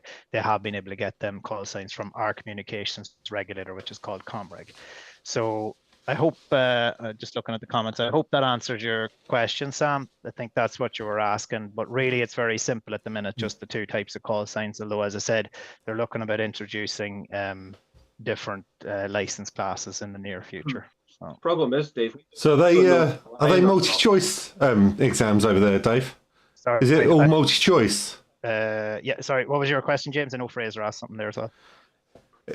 Are the exams all multi-choice they are over here? It's the Harrick exam, the sort of standard full license exam. Like as I said, without Morse. Morse isn't a requirement, whereas it would have been in the past. So that's the difference. I have it's different even from in the UK. Like I was able to actually apply and get and request a call sign. So I'm EI5IMB, and I was able to apply in the UK to Ofcom and actually get M5IMB. So when I'm in the north, I only have to change 1 letter. I just changed my first letter, and I'm MI5IMB instead of EI5IMB. So I was operating off MI5IMB today, actually, when I was coming back from working on the boat. Like where I was working through a repeater in the south, but I was in the north, so I was MI5IMB. So yeah, so it's because that's really good, because you're quite near the border, aren't you? So we'll have to team up and do something where we're all using the UK call signs at some point. I'd have to go fairly well. I suppose on 40 meters I could do it handy enough, but I'd have to probably go a little bit further east if we were to try 2 meters or something. But so yeah, it's interesting, but you don't have them sort of options here, not yet anyway. So I don't know if that answers your question. Yeah, no, Sam says that answers it. No, you're not interrupting, Sam. That's why we're here. No, don't worry. We're just having a bit of fun here. We'll keep talking with our quiz questions as and when. But if people want to throw in other questions here and there, we'll quite happily answer them. That's what we're here for. We're just having a bit of fun here tonight. I was just going to say that the only thing is we don't know if Dave's telling the truth or not. Yeah, I'm very convincing, you see, Fraser. So call it, is it bull or not? But yeah, you guys who do or maybe he was lying. I don't know. Yeah. But you guys who do SOTA there would often work some of the other fairly common Irish SOTA operators, and some of them like Declan, you'll see some of the guys there have if they're operating CW, you'll notice that they only have a 2 character suffix instead of a 3, and that's why. So. Okay, well, we've got a round 2, but I'll be honest, this lasted a bit longer than I thought. We've been going nearly an hour, so rather than dragging it out too much, let's just do a couple of rounds. I think we all were going to prepare a couple of questions. I know a couple of the guys didn't have much time to prepare before we came on, so I've got a few questions here we can ask. But what we'll probably do is, I think this has gone fairly well, so we'll probably save some of these questions for the next time round. Yeah, well, we'll just do 1 or 2 rounds asking our own questions. We'll kind of riff off of it as well, and probably have a bit of a digression as well. So Okay. Dave, Okay, have you got any questions for us? Okay, yeah. Then? Here's the way I'm gonna do it, guys. Okay. So see, I think this will make it fair. Okay. So I want to ask. Okay. I want to ask you all. You guys should know the answer to this one. I think you will. Okay. So what I'm going to do is ask you a question. It'll have just a very short answer. I think the fairest way is type it into the comments, and when I say go, hit enter on the comments, and all your answers will come up at the same time. Is that fair enough? Okay. Is that an idea, or is that all right? So I'll ask a simple. Yeah. I'll ask three simple questions, so it'll be quick. Okay. So if you're ready, okay. What radio do I always use for my portable use? What radio do I always use for my portable HF use? And don't hit enter yet. I'll tell you when to hit enter. Just give everybody a chance. Is everybody ready?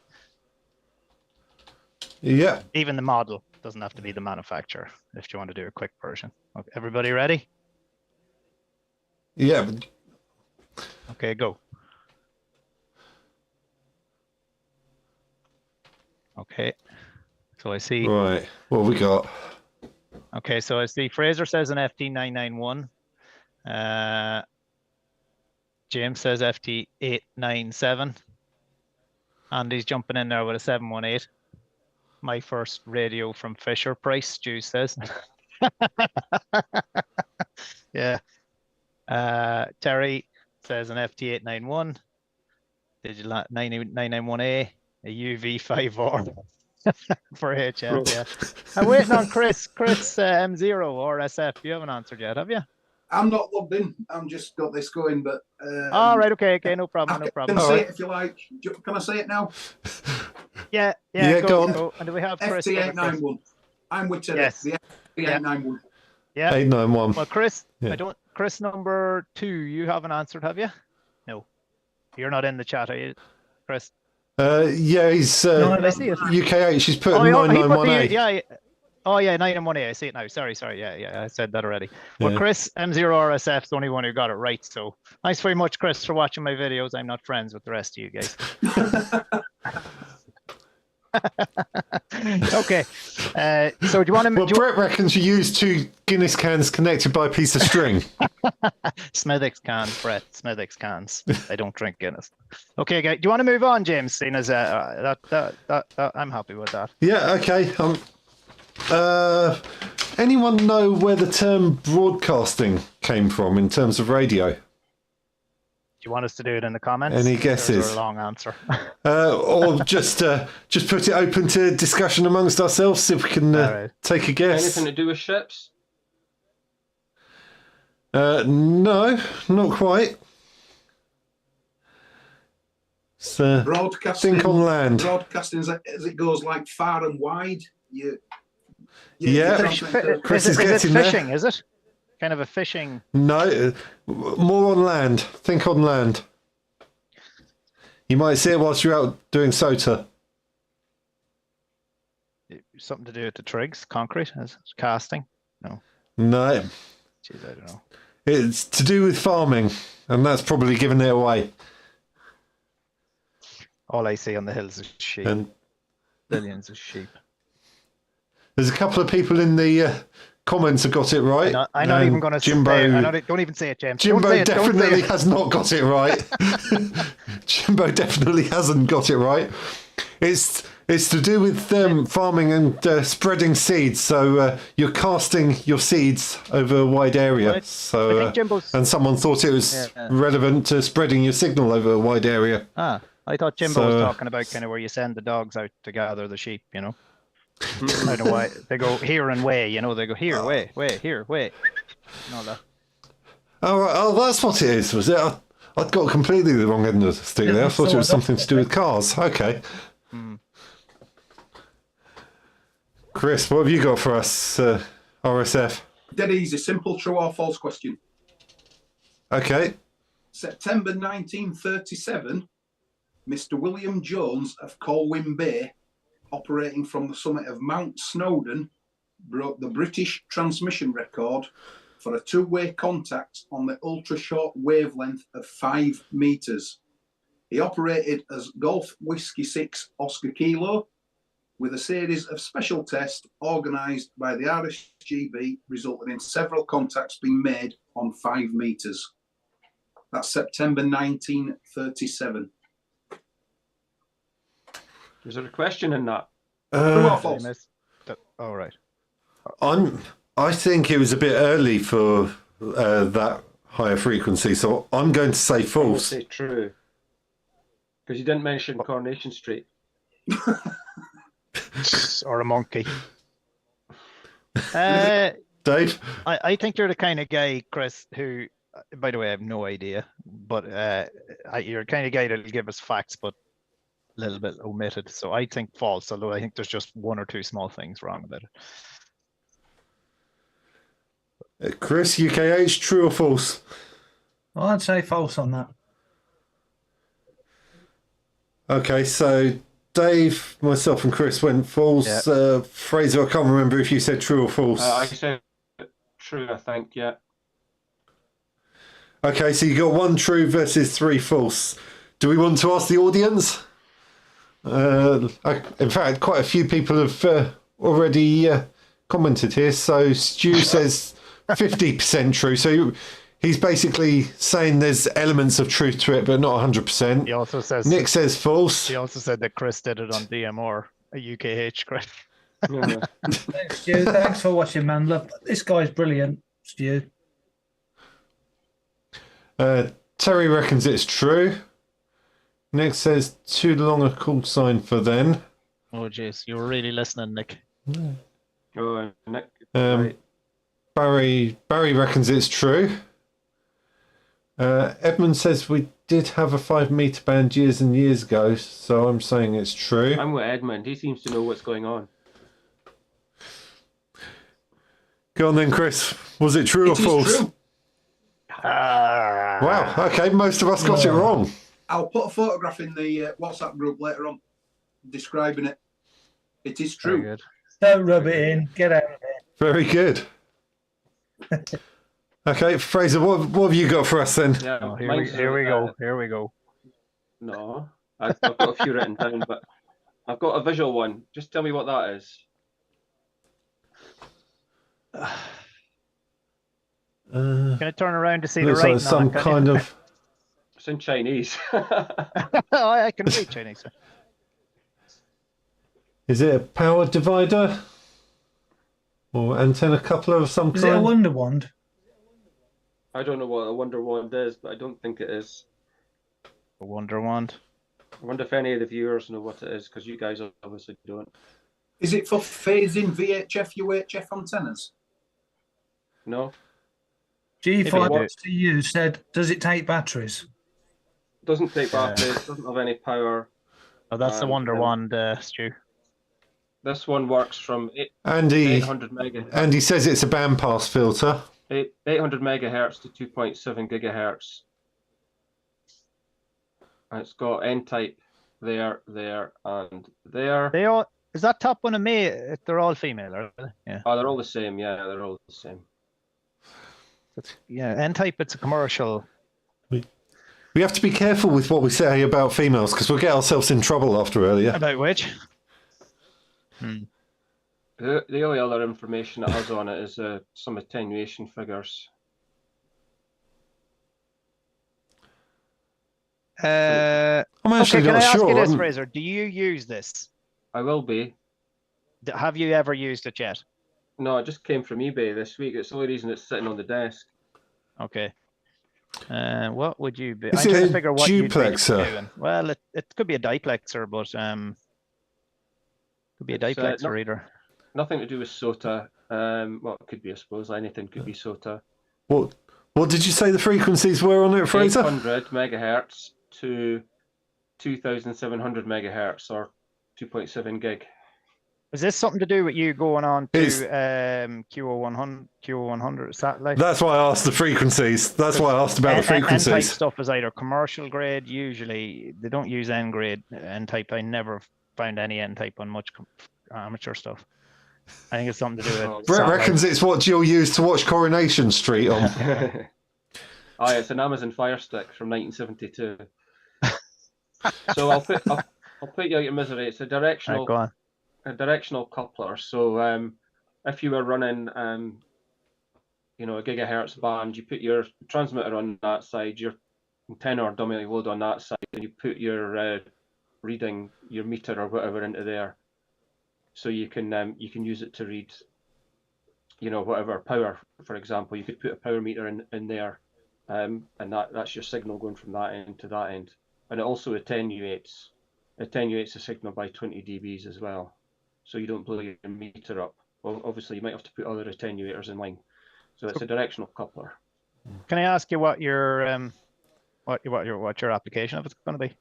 Well, it will be for when I get going with the Q100.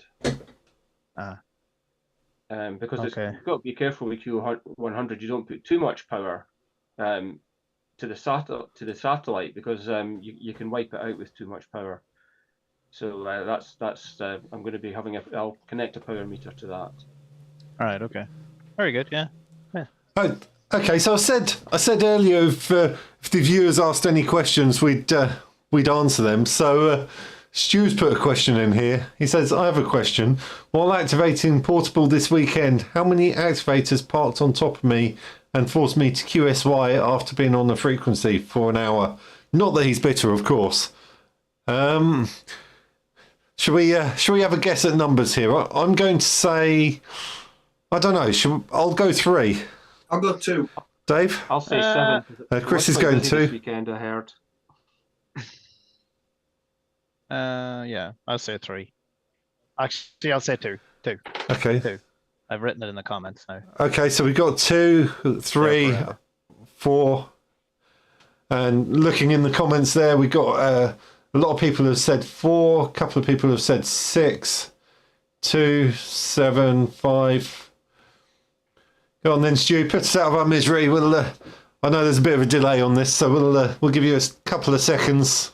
What's the answer? Yeah. 2. Dave got it right. He gave up after that. There's only one person. He says, I won't name and shame. With me on 2 as well. He's the only other person to cheer though. Thanks, Barry. You believed in me. Thanks, Stu. I wonder, was that one? Okay, round. Was that on VHF, Stu, or HF? I'm guessing it was on 2 meters, was it? Oh yeah, good question. Yeah. No, unfortunately, I was working that weekend, so I didn't actually get out. 40 meters. I heard 40. Yeah, 40 can get really busy, especially when you got a contest on it. Can be a bit of a nightmare. 40 metres were good yesterday. 20 metres not so good. Because 20's been quite good recently, so although you reckon that went a bit flat yesterday, there's been a couple of days it's gone a bit flat, hasn't Lots there? of QSB on 20 yesterday when I operated SOTA from Easington Fell. Strong signals, then gone. But 40 metres were pretty good. No, hopefully it'll be good tomorrow. See, Chris, this is the man that edits his videos really quickly. You say you were out. Yeah. That was filmed yesterday. Yeah, exactly. How did you manage that?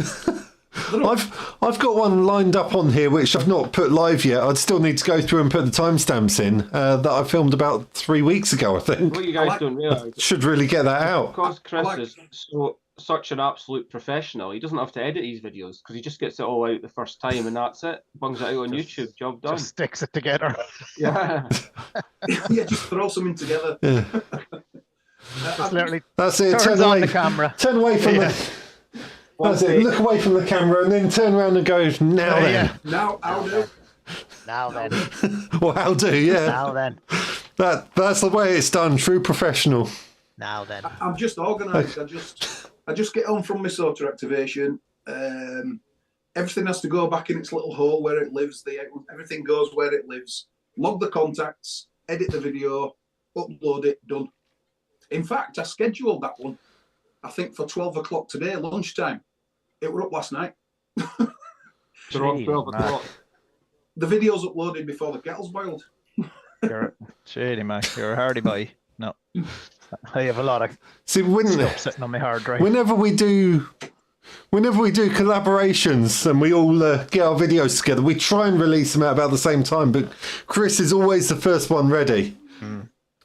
He's always waiting on the rest of us to pull our finger out and get a move on. You don't count Chris in that race, by the way. It'll be interesting to see if we're getting any new subscribers after this. Or how many we lose after we've Yeah, well, so. pissed off all of our female watchers, after we pissed off all of our female subscribers today. No. It's all in good fun, though. It is all in good fun. We don't mean any offence to anybody. We're just having a bit of fun tonight. Apart from one another. I've just heard. Oh yeah. I've Well, just heard a voice from the room behind me. Natalie M7NTD says, "I'm one of them. I'm one of the females that's watching." Did you both get the activation today, Chris? Yeah. Yesterday, yeah. Or Natalie, yesterday, I meant to. yeah, Natalie, I did the HF thing, and then Natalie, she likes to do the 2 meters. Mhm. Of course, anybody that's not familiar with SOTA knows that you need 4 contacts to qualify the summit. The first 4 contacts were summit to summits on 2 meters FM. Ha, cool. She did it again in the Lake District, up on Lake District 52, Hutton Roof Crags, which is absolutely pants for VHF. The first 4 contacts up there, 4 summit to summits. She's a magician. Cool. I don't know how she does Very it. good. Very good. Yeah. That's good. Stu says he has 2 female viewers. That's his mum and his sister. He forces them to watch him. Guys, Anybody I'm else any questions? Okay, I think. tonight because I'm working tomorrow. So well, I don't know if you want to wrap up. Okay, yeah, I think we'll wrap it up in a second. Just before we go, I think Chris had a question, didn't you? UKH. Yeah, well, I did. I mean, because me and James, by the way, me and James were on this at 2:00 in the afternoon, and we were, back and forth. I got 4 questions written down from various people, and so, we're all big fans of 20 meters DX band. When was the 20 meter band first introduced? Ooh. In the UK or anywhere? In the UK? I would say it had to In the be. UK or international? In UK, but in general, it's the history of ham radio. When it's from Wikipedia, that's where I got the info.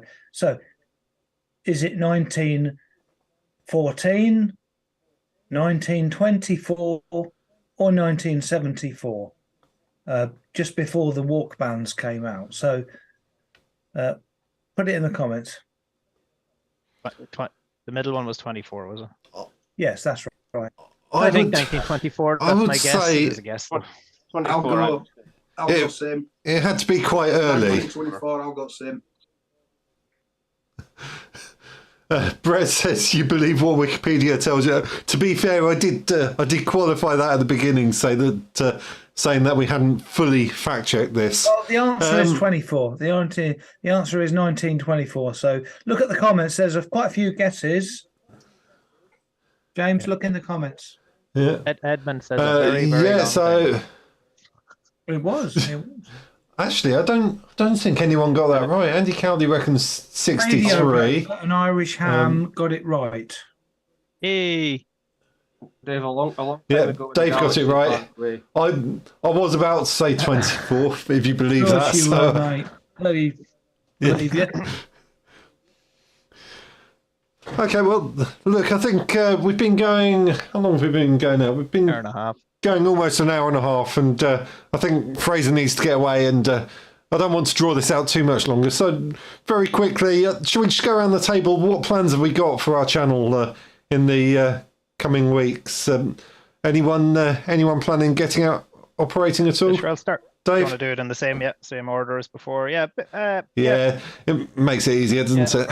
Yeah, so personally myself, just a bit more, trying to get a bit more SOTA done, definitely more worldwide flora and fauna activations as well. And I recently, just this week, 2 seconds, the owner of the alternative to the Ellicraft, Zygu, whatever way you pronounce it, X6100. Haven't even opened the box yet, so I'm going to do a video actually on opening this up. That seal is still sealed. So my plan is to change my whole SOTA setup to this. Definitely my pedestrian portable for SOTA is going to be this, to take a bit of weight off. I can also use a smaller battery. In fact, if I'm happy to use 5 watts, I don't even have to take a battery. There's a battery in this. So I'm looking forward to playing with this. This will definitely be in some of the content in the near future. Although no more than yourself, as you said, James, I have a hard drive with maybe 2 or 3 videos that still have to go up yet. But I might squeeze some of this stuff out a little bit earlier. Yeah, so that's it really. More portable, definitely more SOTA, more worldwide flora fauna, and getting into this Xiegu X6100. That's what's coming up for me. I'll be interested to see how you get on with that actually, and how it compares to the 5105 that I've got. Because the one thing I found is the speaker on it is a bit small and a bit tinny. It is. I actually had a lend. I struggled with. I've had a lend one. I still have it here from one of the guys in the club, Jason, EI9LB, and I've used it. I've only used it on one activation. I think it was that one, Fraser. I think it was talking to you on the day you were on a summit. Do you remember where I was getting flapped around in the in the tent? The storm shelter. So so I've only used it for one activation, but I got kind of happy with it. I know it's workable. So that just that was the kind of the nail in the coffin for me to buy it, and I've gone ahead and bought it. So we'll see how it goes. Okay, well, for my part, I've been umming and ahhing for a long time about the Discovery TX500, which is meant to be quite a robust radio and good for SOTA. So I'm umming and ahhing about whether I'm going to treat myself to one of those.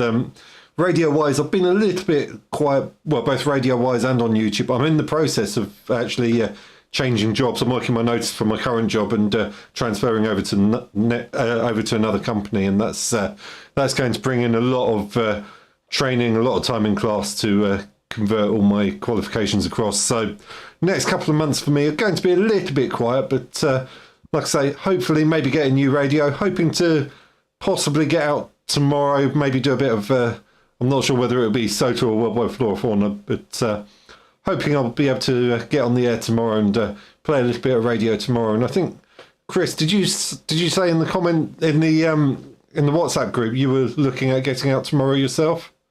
Might catch you on there, perhaps. As for the channel, myself, more HF. People that watch my channel, there's a lot of VHF stuff on there.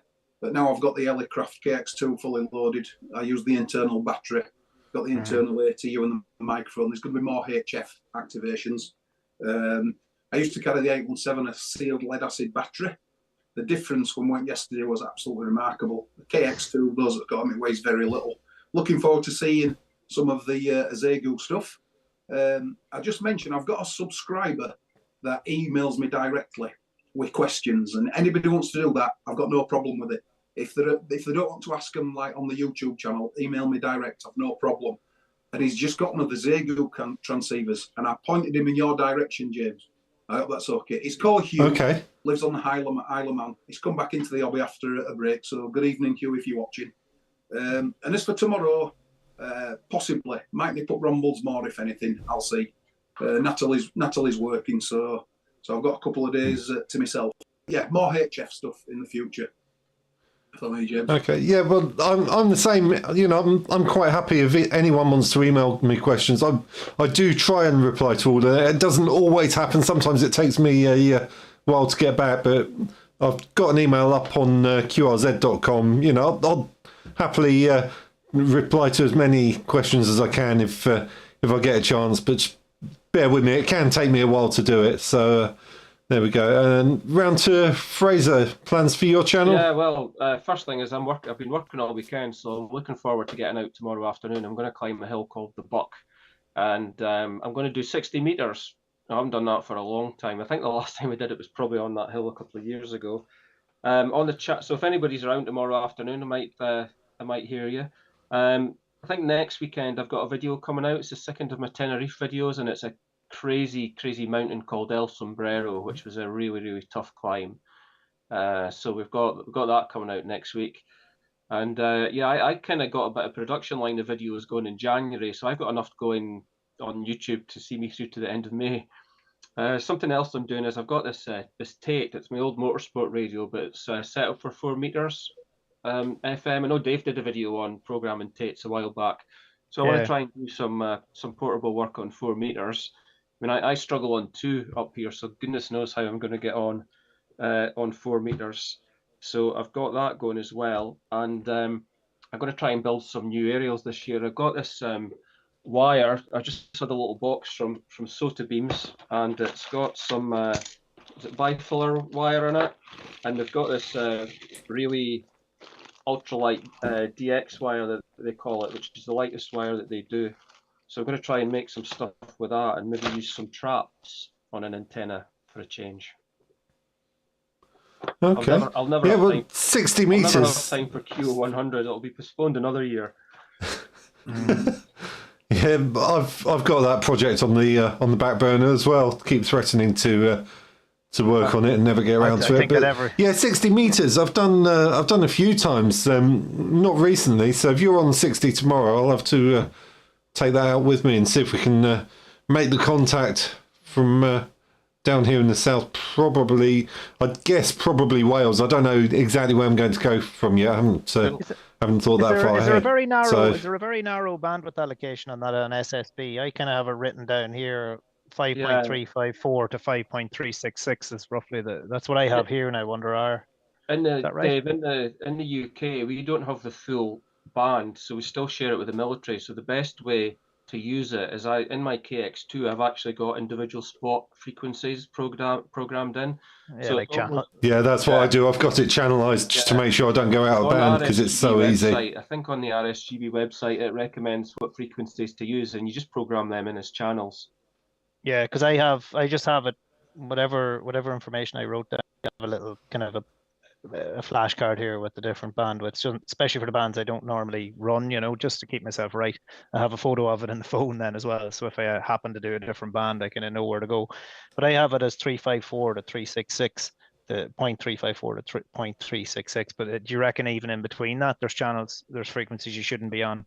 Yeah. All right. Okay. Sorry to interrupt. I just curious. We get like chunks, don't we, over here? So you have to be pretty careful. We get some of the work bands, so that's probably the best bet for getting over to Ireland. If I presume you've got the work or bands on 60, have you? I've never used frequencies. 60. Never. I've never used it, to be honest. I'm just looking at my little allocation chart that I've written out here. So, yeah, sorry anyway. Yeah. Okay, but yeah, well, Edmund has put something on the in the comments here. 5354 and 5363 are two frequencies we can use that line up with the Walk 15 allocation. It's upper sideband Jimbo, as well. It's USB, Dave. You have to use on 60 meters. Yeah. Oh, right. Okay. Yeah. Oh, so it sort of doesn't follow the normal. It's less than 10. Less. And the military use upper sideband, and twice a year they do that military event with all the sort of army cadets in the UK go on and practice their radio communication skills, and they can actually work. I've taken part in that, Fraser. That's awesome. Yeah. Yeah, I've taken part in that from a SOTA summit, and you work them, and it's totally different. They don't give you a signal report like 5 and 9. They just say I'm reading you loud and clear and all this kind of stuff. But yeah, it's quite good fun. Okay. Thank you for mentioning that, Fraser, about 60 meters. The question about 60 meters in the comments, sorry to interrupt, guys. Jimbo, he was saying, what requirement is, let me just digress. I'm going back a few minutes, a few hours. I was coming up with questions with Jimbo, 888. He lives in the same town as me. We were preparing for this video with questions, and to be, in the UK, you're on 60 meters. You've got to be a fully licensed an advanced ham in the UK. And what is the requirement?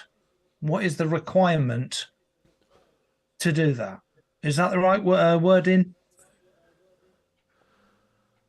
Is that the right wording, Jimbo? Put it in the comments, and then I'll give the answer.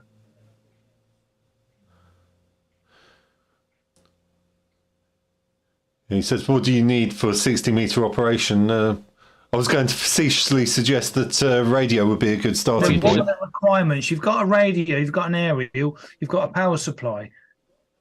But what are the requirements? You need a full license. It's the only way you can operate it in the UK. It's full license. That's a good start, but I believe you used to have an NOV, but you don't anymore. No, they've included it, I believe, with a full license. I'm not sure about that, but there's one other thing that You're supposed to be easily contactable, aren't Yeah. you? So what does that mean? So they can tell Long you story to. short, what does that mean? Easily contactable. What does that mean in lame? Well, in reality, I would say have your mobile phone on you and your details up to date with That's Ofcom, I good guess. enough for me, James. I'm impressed. You've got to have a phone number. You've got to be contactable. Right. Why? Sorry. I do wonder how many people actually know that, though. Wait. I mean, we Yeah, should. but I didn't because I'm not a full license holder, but Jimbo did because he is, and a load of you guys are. Yeah, well, I mean, anyone operating should technically know all the rules and regulations, I guess. But how many people actually What's the do? purpose of having the phone number? Sorry. So they can contact you if you're causing, because it's shared with the military. If you're causing interference, they need to be able to contact you to tell you to stop. How are you going to? Is this worldwide or just in the UK now? Sorry, it must be just in the UK. Just in the UK, it's on the UK license. So nothing can be done. Like 60 meters would skip fairly well, I'd say, over to the UK from here. So if I was interfering on military frequencies, what? No, you're all right. You're an island. Yeah. But I just wondered Well, what's that's tough, I guess. You're within the terms of your license, aren't you, and your local regulations. So yeah, but see if you have if you're operating 60 meters and you're interrupting or interfering with somebody accidentally, like, do they have a database with your phone number to ring you, or do you have to register your phone number? So even though you have a phone number, how do they get it? You register it. You have to provide the number. That's one of the requirements of 60. Oh, right, okay. So to operate 60 meters, you actually have to register with your phone number with the military, is it? Or... No, I've never done that. With Ofcom, no, it's with Ofcom. So on 60 meters, you're a secondary user. You're not primary, and it's channelized. It's not. You don't go around the frequencies on a VFO. If there's a if you're interfering with something important communication, they can ring you and say, I must look it up, Chris, actually, for Ireland, because I honestly don't know. I've never used the band. I've never used it, so it might be the same here. Yeah, I've used it a few times. Had some really good results. Yeah. Oh yeah, no bother, Fraser. Yeah, absolutely. Cheers, Fraser. We're going to round it up in a second anyway. Enjoy work. Awesome. Enjoy work tomorrow. Yeah. Cheers, Fraser. Okay, so just for completeness, then I don't think we got around to Chris UKH yet.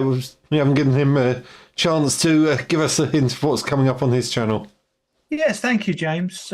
Well, I've been a bit lazy just lately, I must admit. I've not done a lot of stuff, but I've just hit 10,000 subscribers, so I'm a bit... Well done.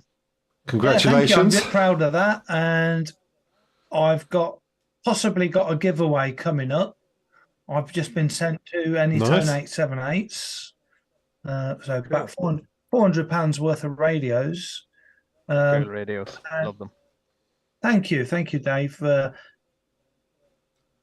I'm on the beta team on the Anytone 878. All the Anytones in the past, I signed a non-disclosure agreement. Anyway, back to what I'm doing. What's coming up? I don't know if you can see it on the screen because I've got the green screen. This is the true SDX. There's no aerial. It's just £150 radio in the UK. And this one does 80 meters to 20 meters or 5 bands. So more work on that. I've also got the XIGU X6100. Was that you, Dave, that said you've got one as well? Yeah, just have one here, not even opened. Yes, yeah. I've done, by the way, I have done a lot of videos on the a few on the X6100 in walkie-talkie mode with a telescopic going out the top. It's Yeah. They sell the HF 100 coils. I'm not sure if you've seen the video. Yeah, that was good. That where you're holding it just like a walkie-talkie. I actually kind of was. Yeah, but there's a problem. There's a problem, and that is the screen is not upright. You're holding you've got to hold the device upright, but the screen is horizontal. You're going downwards. So yeah. I contacted. I saw in the comments somewhere about a question or something about the the Russian. Someone said try the Russision Firmware, yeah. Yeah, for the X6100, and Mhm. I've done that, and I've contacted Oleg. Oleg is the Russian guy that makes the he makes the alternate firmware for the X6100. Basically, you write a few files to the memory card, you put the memory card in the radio, and you switch it on, and you're on the new software. If you don't like it, you can take the memory card out and you're back to the original. So you're not going to damage anything. So Yeah. my advice is try the I think it's R1 RCU. I'll put a link in the video, in the comments, sorry, about how you can do that, and there'll be a link in the video. Okay. It gives loads and loads of things. It's going in the future. It's going to give slow scan TV, Whisper, FTA, everything all been built in on the radio. There's loads of things that are marked as easy, and I asked him, could we have walkie-talkie mode? This is why I commented, where the radio is in an upright orientation, but the screen is the right way round. So anyway, sorry to hog it, but No, not at all. It's I'll put it in the comments on YouTube, and you'll see how it works. It's a marvelous yeah. radio. Well, I'm very interested to see how you guys get on with that, actually, because I was looking at that one, but I eventually decided to go for the 5105 just because on the 6100 the buttons stuck out a bit on the screen. I was I'm ignoring about having it tucked in the bag. So 6100, mate. it'd be interesting to see the It's got difference. such an incredible antenna analyzer on it. And I bought that off Jimbo. I bought that off Jimbo 888 in the comments. One of my friends, my local ham, he's in the next street. So I bought that off him, and it's an amazing radio. It's got an ATU on it. It's got an analyzer. It does whole of HF up to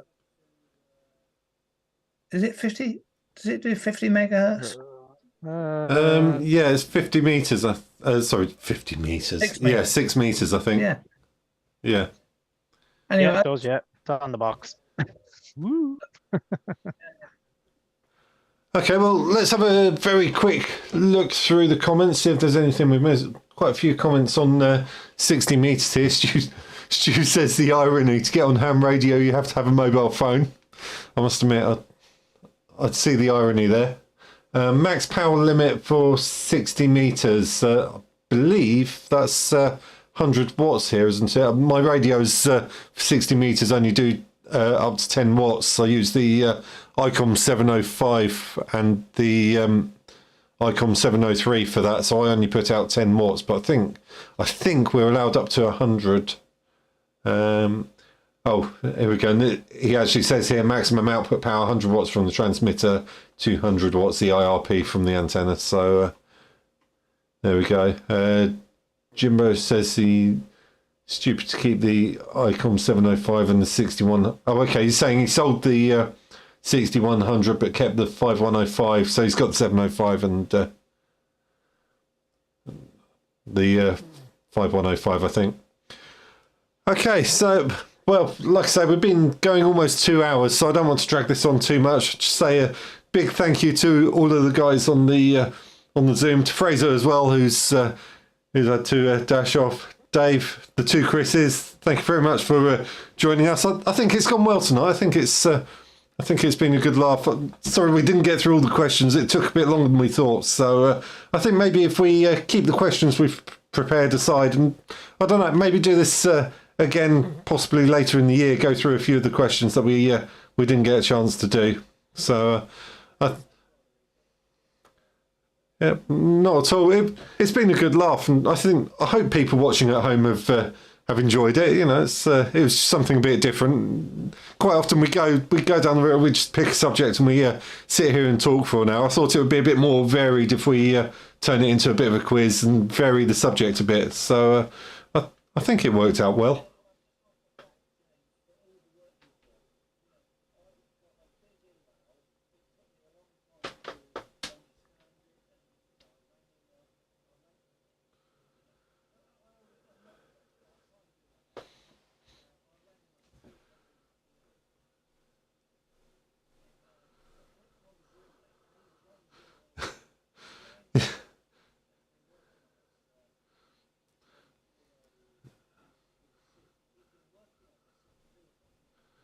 Well, I was actually messing about with the equipment because last time we had a bit of an issue with the audio, didn't we? I forgot to unmute the mic, and then we had a couple of glitches on the camera. So I've been messing about with the technical side of it behind the scenes, and Chris kind of caught me by surprise there. Suddenly my tablet computer started talking to me, and it kind of almost fell off my seat there. So.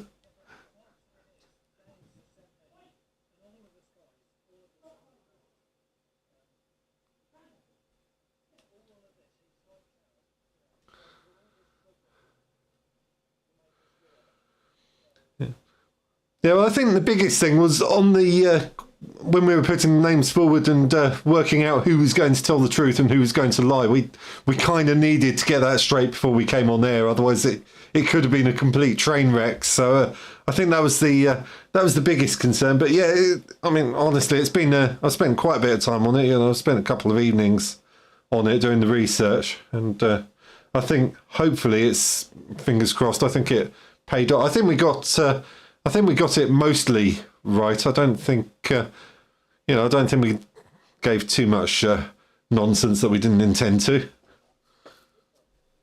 Yeah, absolutely.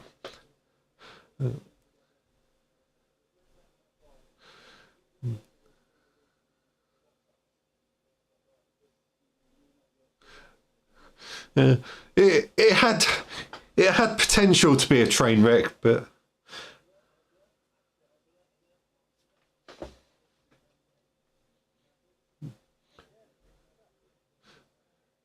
Well, that's what we were saying on the WhatsApp earlier. It could be an absolute train wreck, but let's just have a good laugh with it, and if it doesn't work, just laugh it off and have a bit of fun. And I think we pulled it off quite nicely, actually. And hopefully people at home have joined us. Okay, no worries. Thanks a lot, guys. Thanks for all the people watching as well. And best 7-3s to everyone. Bye all. And if I click the right button,